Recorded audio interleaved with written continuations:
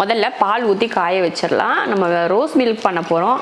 பச்சை பால்லையும் செய்யலாம். ஆனால் எனக்கு வந்து நம்ம வீட்டில் வந்து பார்த்திங்கன்னா பால் காய வச்சு ஆற வச்சு ரோஸ் மில்க் பண்ணால் தான் பிடிக்கும். அதனால் காய்ச்சி ஆற வச்சுருவோம். அது ஒரு பக்கம் காஞ்சிட்டு இருக்கட்டும். அடுத்த வேலையை இந்த பக்கம் பார்க்கலாம். காலிஃப்ளவர் வந்து நம்ம வந்து வேக வைக்கணும். அதுக்கு முதல்ல கொஞ்சம் சுடு தண்ணி போட்டுடலாம். நல்லா தண்ணி கொதிக்க ஆரம்பிச்சிருச்சு. கொஞ்சம் மஞ்சள் தூள் போட்டுட்டு அடுத்து உப்பு போட்டுடலாம். உப்பு வந்து காய் வேகிறப்ப போட்டுட்டோம்னா நம்ம மசாலா தடவுறப்ப போட தேவையில்லை. இப்போ வந்து காலிஃப்ளவரை இதில் போட்டுடலாம். நல்லா சின்ன சின்னதாக முதல்லையே கொஞ்சம் உப்பு தண்ணியெல்லாம் ஊற்றி நல்லா ஊற வச்சிட்டோம்னா அதில் புழு எதுனா இருந்ததுன்னா வெளியில் வந்துடும். அதுக்கப்புறமா இந்த மாதிரி போட்டு வேக வச்சுக்கோங்க. அவ்வளோதான். பார்த்திங்கன்னா ஒரு 2 நிமிஷத்துக்கு இந்த மாதிரி அந்த கொதிக்கிற தண்ணியில் வேக விட்டால் போதும். ரொம்ப அதிக நேரம் வேணால். இப்போ எடுத்துடலாம். நல்லா தண்ணியை வடிச்சிட்டு எடுத்துகிட்டு ஒரு பவுலில் மாற்றிக்கலாம். ஆறுனதுக்கப்புறமா மசாலா தடவிக்கலாம். ஒரு 2 ஸ்பூன் அளவுக்கு கார்ன்ஃப்ளவர் சேர்த்துக்கலாம். காய் வேக வச்சு எடுத்து நல்லா ஆறிடுச்சு. இப்போ ஒரு 2-3 ஸ்பூன் அளவுக்கு கார்ன்ஃப்ளவர் சேர்த்துருக்கேன். 1/2 ஸ்பூன் மிளகாத்தூள், கொஞ்சம் 1/4 ஸ்பூன் கரம் மசாலா, ஒரு 1/2 ஸ்பூன் மல்லித்தூள், அடுத்து இஞ்சி பூண்டு பேஸ்ட் 1/2 ஸ்பூன், கொஞ்சமாக உப்பு. நம்ம காயில் கொஞ்சம் உப்பு போட்டிருக்கோம், அதனால் கொஞ்சம் உப்பு சேர்த்துக்கிட்டால் போதும். இப்போ இதை கலந்துருவோம். கொஞ்சம் தண்ணி ஊற்றி கலந்துக்கலாம்.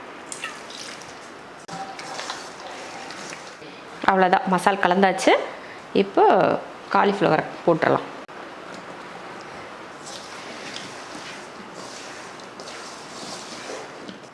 அவ்வளோதான், மசாலா கலந்தாச்சு.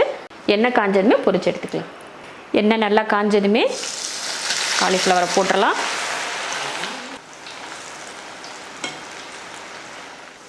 நல்லா பொரிஞ்சிருச்சு, எடுத்துடலாம். நல்லா மொறுமொறுப்பாகிடுச்சு. இந்த மாதிரி நிறைய மசாலா இல்லாமல் இந்த மாதிரி லைட்டாக செஞ்சால் சாப்பிட்றதுக்கு அந்த காலிஃப்ளவர் டேஸ்ட்டோட சூப்பராக இருக்கும். அதனால நான் மசாலா கம்மியாக சேர்த்துருக்கேன். நிறைய மசாலா உங்களுக்கு போட்டு நல்லா போண்டா மாதிரி எடுக்கிறதுனாலும் எடுத்துக்கலாம். அது நம்ம விருப்பம் தான். ஆனால் இந்த மாதிரி சாப்பிட்டிங்கன்னா அந்த காலிஃப்ளவரோட டேஸ்ட் உங்களுக்கு ரொம்ப அருமையாக இருக்கும். இதே போல் மீதி இருக்கிறதையும் பொரிச்சு எடுத்துருவோம். சில்லி வந்து நல்லா பொரிச்சு எடுத்துட்டோம். இதில் பார்த்திங்கன்னா பாதியை வந்து மஞ்சூரியன் பண்ணிவிட்டு பாதியை வந்து சில்லியாகவே வச்சுக்கலாம். கொஞ்சம் மஞ்சூரியன் பண்ணிக்க போகிறோம். அதுக்கு கொஞ்சமாக ஒரு 1/2 கரண்டி அளவுக்கு எண்ணெய் எடுத்து ஊற்றிக்கலாம். ஒரு 4-5 பல் பூண்டு எடுத்து இது போல் பொடியாக வெட்டியிருக்கேன், அதையே சேர்த்துருவோம். அடுத்து ஒரு சின்னதாக கொஞ்சம் குடமிளகாயும் கொஞ்சமாக வெங்காயமும் இது மாதிரி நல்லா ஒரு க்யூப் மாதிரி வெட்டி எடுத்துருக்கேன், அதையும் சேர்த்துடலாம். குடமிளகா பூண்டெல்லாம் கொஞ்சம் லைட்டாக வதங்கினதுக்கப்புறமா ஒரு 1/4 ஸ்பூன் மிளகாத்தூள், 1 ஸ்பூன் ரெட் சில்லி சாஸ், ஒரு 1/4 ஸ்பூன் அளவுக்கு சோயா சாஸ், கூடவே கொஞ்சம் 1 ஸ்பூன் அளவுக்கு கார்ன்ஃப்ளவர் எடுத்துருக்கேன், அதை கொஞ்சமாக தண்ணி ஊற்றி கலந்துடலாம். கூடவே கொஞ்சம் 1 ஸ்பூன் அளவுக்கு கெச்சப்பும் சேர்த்துக்கலாம். நல்ல ஸ்வீட்டாக நல்லாயிருக்கும்.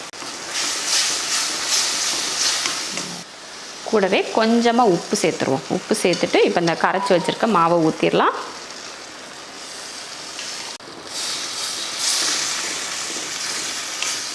அவ்வளோதான். இப்போ வந்து நம்ம சில்லியை சேர்த்துடலாம். நான் பொரிச்ச சில்லியில் பாதியை இதில் சேர்த்துக்கிறேன். அவ்வளோதான். இப்போ அடுப்பு ஆஃப் பண்ணி விட்ருவோம். அப்படியே இதை அப்படியே ஒரு பவுலுக்கு மாற்றி விட்ருவோம்.